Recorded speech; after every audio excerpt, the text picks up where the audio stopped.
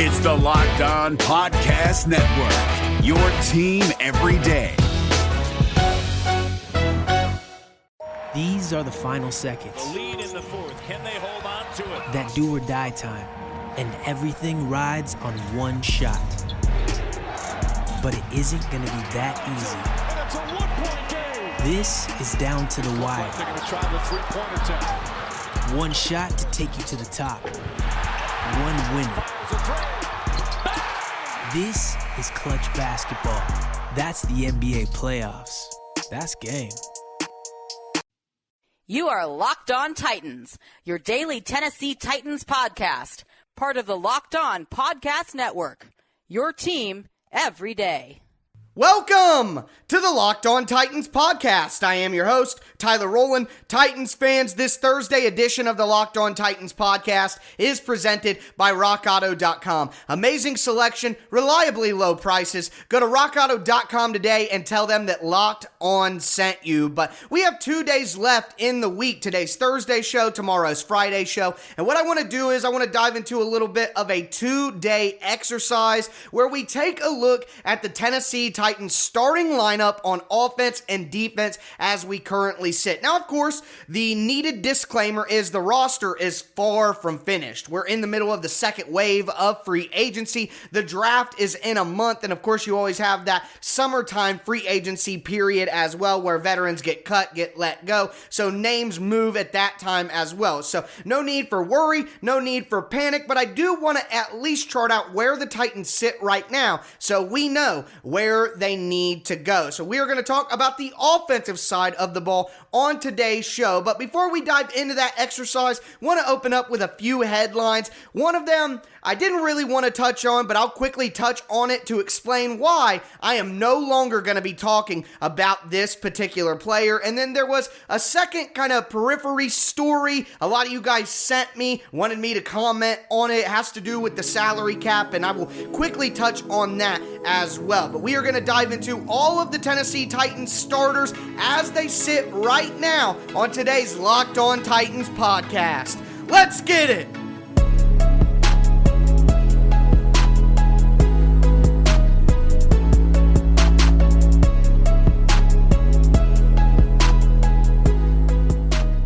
We are going to kick off this Thursday edition of the Locked On Titans podcast by diving into two kind of low-key stories that I've seen a lot of here in the past 24 hours. But before we do that, want to always take an opportunity to remind you guys I am going to be pumping out Monday through Friday Tennessee Titans content, not only during the season, but all year long. There is not another Titans content creator that can say that. Make sure you never miss an episode by subscribing to the Locked On Titans podcast on whatever platform you do stream. Also, follow me on Twitter at TicTacTitans for additional content, including my film breakdowns.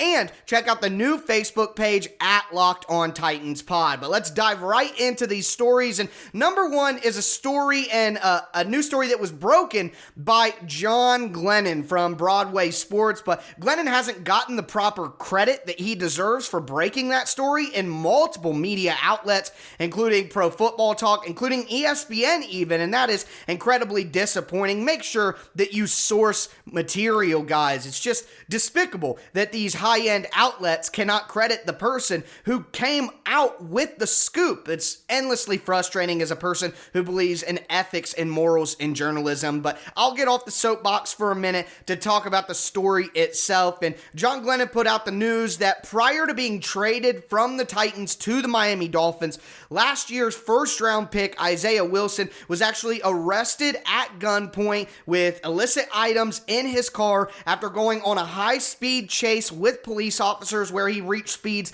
close to 140 miles per hour. So number one, all of that is incredibly disappointing, but not surprising in the least bit. Number two, I've seen some people say, the Titans bamboozled the Dolphins. Well, first off, it's the Dolphins' responsibility to do their due diligence on a guy who's clearly had a ton of problems. And if they weren't able to sniff that out, and John Glennon was, well, that's on the Dolphins. Either way, the trade wasn't that damaging to the Dolphins in the first place. So no big deal really for anybody. This is just an unfortunate end to the situation. But that's where I want to kind of start my thoughts.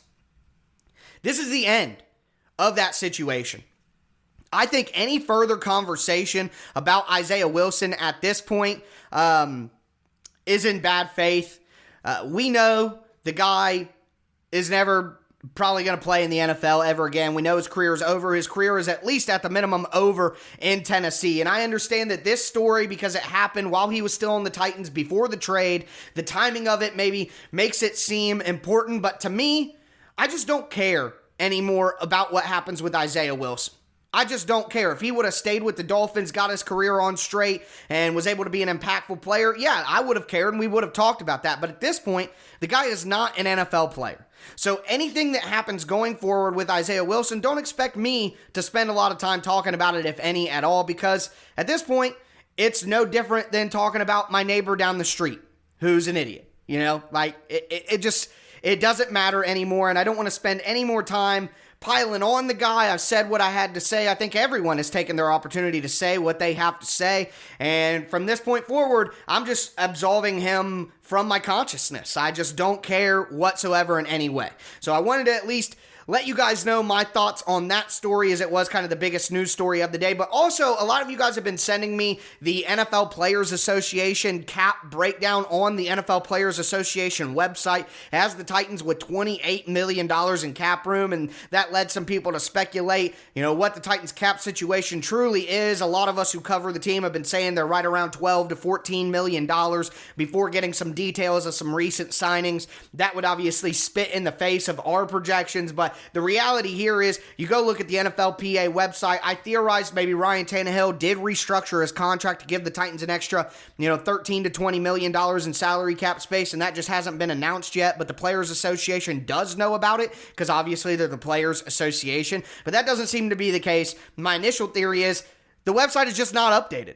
The website is just not current. It's not correct. They're not updating it as it needs to be, and they're certainly not updating it as well and as often as places like Over the Cap and Spot Track. So, no, I'm sorry, guys. Hate to burst your bubble, but the Titans do not have an extra $15 to $20 million in cap space that we all just were unaware of. That's not the case at the moment. So I at least wanted to speak to that, as I did have about 2 or 3 of you guys send me that information and ask me whether or not, the Titans had that amount of cap space based on what I've told you. So wanted to at least address that as well. But that's the last time that I'm going to discuss Isaiah Wilson.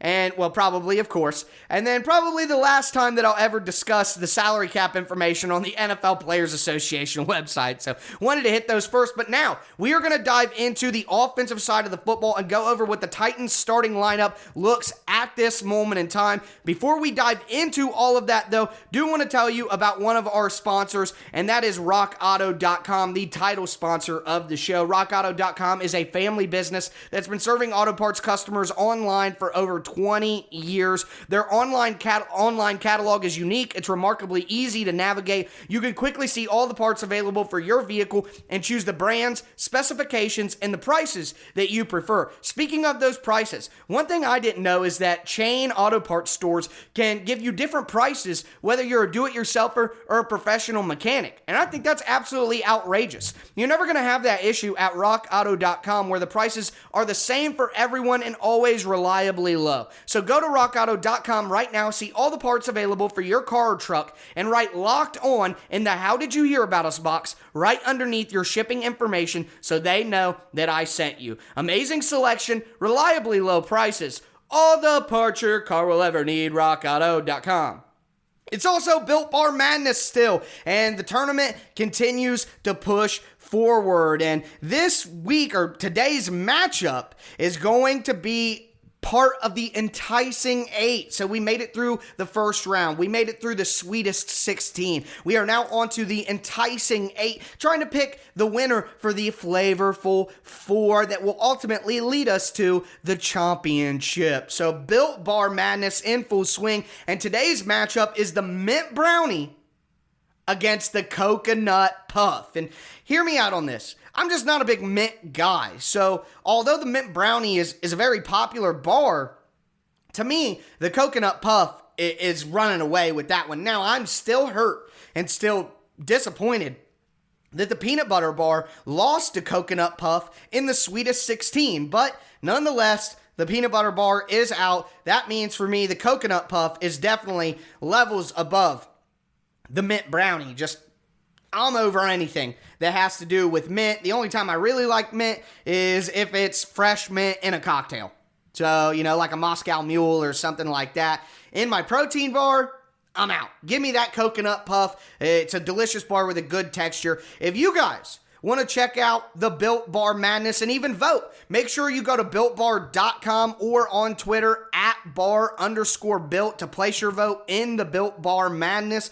And if you would like to place an order, make sure that you go to BuiltBar.com, use promo code LOCKED15, and you'll get 15% off your next order. Once again, that is promo code LOCKED15 at BuiltBar.com for 15% off your next order. And make sure you check back at BuiltBar.com to see who will be crowned the best tasting protein bar ever.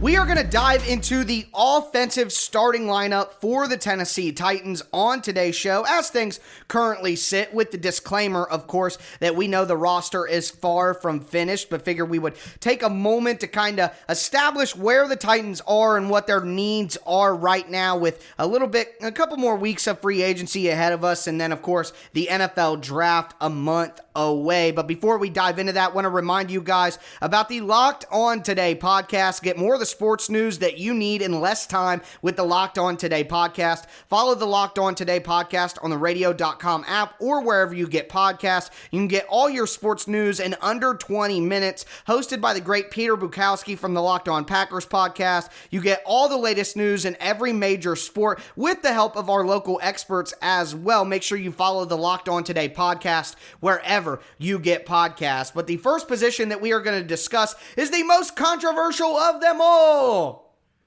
I'm just kidding. It's Ryan Tannehill at quarterback. And quite frankly, with Logan Woodside and Deshaun Kaiser as the only other quarterbacks on the roster, this is a slam dunk. I would say that I would like to see some more competition for backup quarterback, something I've been calling for quite some time, but I just don't think that we're going to get it. So the quarterback position is pretty much settled. In my opinion, Ryan Tannehill, obviously the starter for the Titans. And, we're at a point now where Ryan Tannehill is a slam dunk top 10 quarterback. You're talking about 6, 7, 8, somewhere in that range for sure, right around the Matthew Staffords, right below Josh Allen in my book, right with Matthew Stafford, Matt Ryan, Dak Prescott when healthy. That's just, my personal grouping there from about 7 to 9, 7 to 10. But either way, with what Ryan Tannehill is being paid and the buzz around Ryan Tannehill before he showed up to Tennessee, just an absolute slam dunk. And I think it's something that we all need to remember, is how grateful that we should be for having Ryan Tannehill around and that he showed up. Where would the Titans be right now if they didn't go out and get Ryan Tannehill? They just went out and got a regular backup quarterback like a Blaine Gabbert, Matt Castle type in 2019. And then Marcus fell off a cliff. Where would the Titans be, man? Where would they be right now? Probably would have had to take a quarterback very high in the draft after 2019. Who knows? Who really knows? But thank God for Ryan Tannehill. That's what really matters. Next, the next most controversial.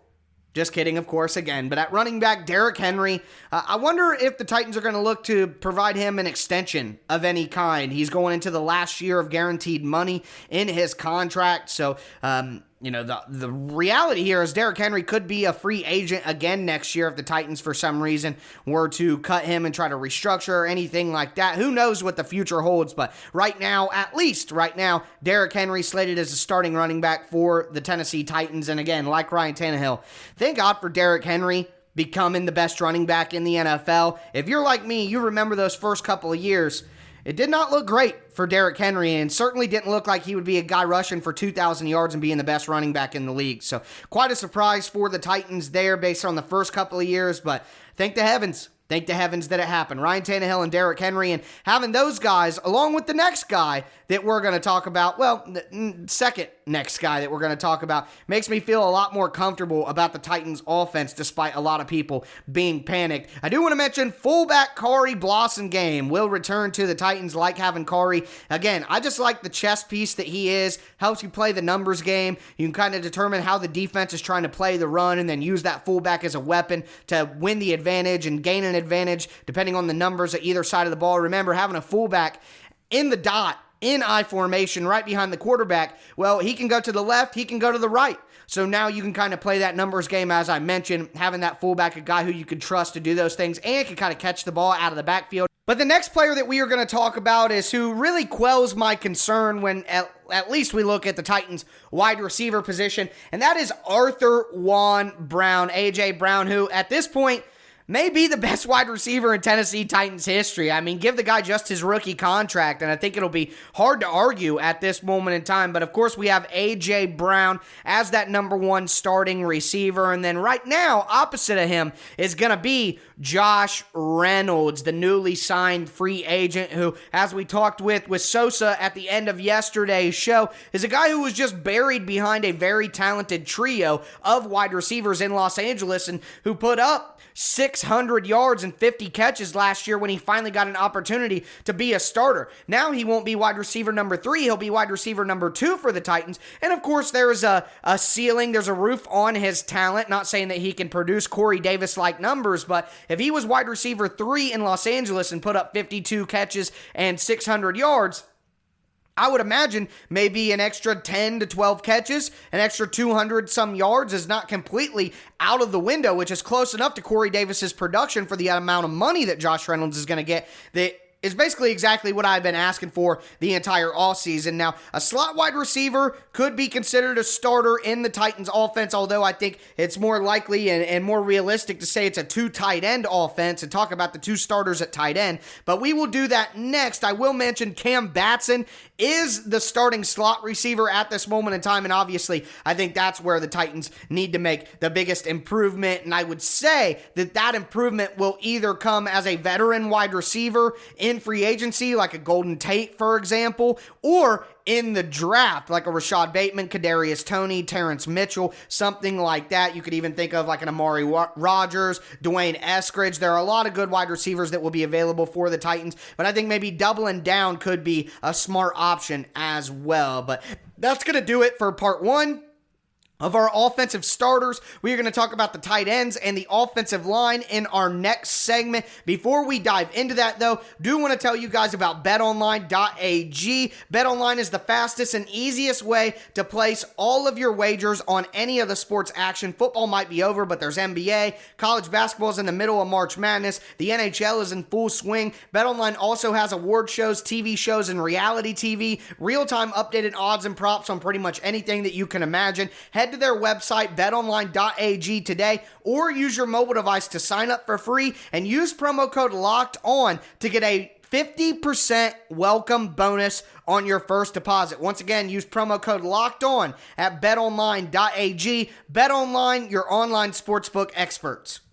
These are the final seconds. The lead in the 4th. Can they hold on to it? That do or die time. And everything rides on one shot. But it isn't going to be that easy. And it's a 1-point game. This is down to the wire. They're going to try the 3-point attempt. One shot to take you to the top. One winner. This is clutch basketball. That's the NBA playoffs. That's game.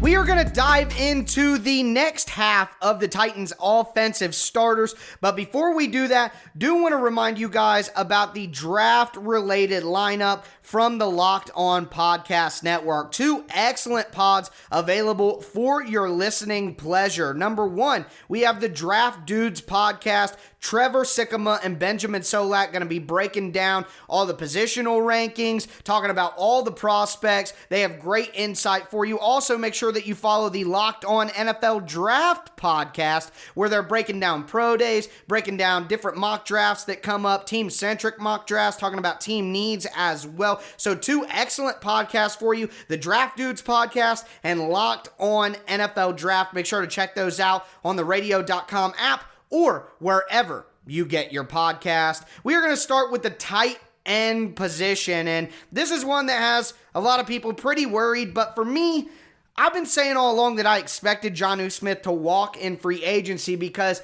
if you don't have one of the top-notch tight ends in the NFL, Kittle, Waller, Kelsey, maybe even Gronk. You can even throw Gronk in there. I think he kind of fits perfectly in that system. But if you don't have a Waller, you don't have you don't have a Kelsey, you don't have a Waller, you don't have a Kittle, then to me, quite honestly, all the tight ends from like 5 to 25 are pretty similar. So I'm not going to pay up for anybody. If it was Kyle Pitts, yeah, I would try to go after Kyle Pitts and say that he would make a big impact in this offense. But to me, losing Jonnu Smith and going down to a combination of Anthony Firkser and Jeff Swaim, while it is a drop-off, it's not a big enough drop-off for me to be too worried, especially for the price. That's really what it's all about. It's about getting good value here. And I don't think Jonnu Smith at that rate that he got paid was good value. And I think the Titans are perfectly fine on offense with that combination of Anthony Firkser as the pass-catching tight end and Jeff Swaim as the primary blocking tight end. So here's how I would explain it, though, because I do think that the Titans need a little bit more help at the tight end position, but I would go in the draft at this point with what's available. So Firkser is like a 75-25. He's primarily a pass-catching guy, the 75%. He'll block a little bit, though. Firkser's not going to not block at all. He's not a glorified wide receiver. Well, he is, but he'll block 25%. Now, Swaim is the opposite of that. 75% of the time, you want Jeff Swaim blocking, and 25% of the time, he can go out and catch some passes. It might even be 70-30 for Jeff Swaim. He showed a little bit more than I expected as a pass catcher. But the Titans still need somebody to blur that line, a 50-50, a 45-55, a guy who can kind of do a little bit of both, because right now both of Swaim and Firkser are kind of typecast guys. They need more of a versatile weapon like Jonnu was. Jonnu would block, and Jonnu would go out and catch the ball too. He wasn't excellent at either of those, but he was good enough at both of them that the Titans' opponent didn't know what was coming next. If you have Jeff Swaim in the ball game, the team can pretty much assume it's going to be a run, and they'll be wrong every now and then, but it's not unlikely. And similarly, if they have Firkser in, well, the Titans are probably looking to pass, and the Titans aren't going to follow that trend every single play, but teams aren't dumb. They know what these guys' skill sets are, so you're not going to throw them completely off. And if you try to throw them completely off and have Firkser in for the running plays and Swaim in for the passing plays, well, you're doing yourself a disservice, because that doesn't match what the guys are good at. So to me, they do need a young tight end that can kind of do a little bit of both, that can be groomed to eventually be more of a starter every down player. But again, I expect the Titans to have a tight end by committee, considering the way that the offense works. If you don't get one of the top-notch guys, then it doesn't really matter, in my opinion, I guess. They're all similar enough to where I would like to save money at that position and put money in other places. So it's all about the allocation of resources, as I've said all season long. But let's go to the offensive line. It's kind of cut and dry here for the Titans. Left tackle, Taylor Lewan should be back, ready to go. Left guard, Roger Saffold. That is one of the best left side offensive lines in the entire NFL when both players are healthy. And it'll be very important to get Taylor Lewan back to this Titans offense, kind of free up what they're able to do. At center, we have Ben Jones. Now, I was kind of expecting Ben Jones to get an extension that would help lower his cap hit, but the Titans could be looking at the last season of Ben Jones here, and he has been a great pivot in the middle of the Titans offensive line, one of the top 10 centers in the NFL over the last few years, and if they don't bring him back next year, if his play starts to slip, the Titans will definitely feel it. So Ben Jones is the locked-in starter, of course. Right guard, Nate Davis, who played very well last year, doesn't get enough credit for his development so far throughout the 2 years of his career, a locked-in starter. Now, right tackle. Right tackle is the interesting spot. You could say Kendall Lamb, and that would make a lot of sense, but Ty Sambrailo was brought back. I would like to see them battle it out, and whoever loses that battle become the swing tackle, the backup tackle. But also, I know this may trigger some people, so make sure your seatbelts are on if you're in the car. Make sure you're sitting down if you're not. But the Titans could very well go offensive tackle in the first round. There's a lot of good tackles, and there's going to be a tackle run in the mid-first round. You're talking about, let me break this down. You're talking about a Darashaw. You're talking about Tevin Jenkins, who I think makes a lot of sense for the Titans, quite frankly. You're talking about Sam Cosmi, talking about an Alex Leatherwood, talking about a Jalen Mayfield. I believe I got that name right on. So there's going to be a run of offensive tackles from the mid-first round until the early second round. And after that, it's going to be a drop-off into the mid-rounds, the late third, the early fourth, the fifth round. That's where tackles are going to have value again. So it's almost like a similar scenario as last year for the Titans. Will they take a tackle at 22 because the drop-off at tackle is going to happen before they see value in the position again? I think there's a high chance. There is a very high chance. And if the Titans trade back from 22 into the early 30s or into the late 20s, I think at that moment in time, we have a great indication that they're going offensive line again. But that's going to do it for today's show, going over these starters. And just to be clear, I think Kendall Lamb is the current starter at right tackle. But we are going to get into defense tomorrow. Got the opening segment if there's any big news that we can get into on a Friday. Either way, that's going to do it for me today, folks. As always, I am your host, Tyler Rowland, and this was Locked On Titans.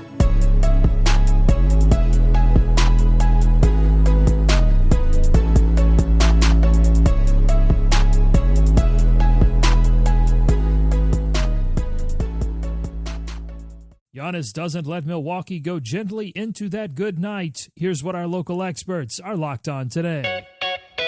The Milwaukee Bucks blow out the Phoenix Suns in Game 3 of the NBA Finals on the back of a second consecutive 40-10 performance from Giannis Antetokounmpo. Final score 120-100. Today on Locked On Bucks, our local expert Kane Pittman discusses the growing legend of Giannis, Jrue Holiday's X-Factor performance, and Devin Booker's struggles.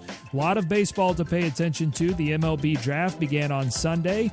Monday night, the MLB's All-Star ceremonies begin with the Home Run Derby. Get up to speed on everything by subscribing to the Locked On MLB podcast today. Back to the NBA Finals. Should the Phoenix Suns be worried?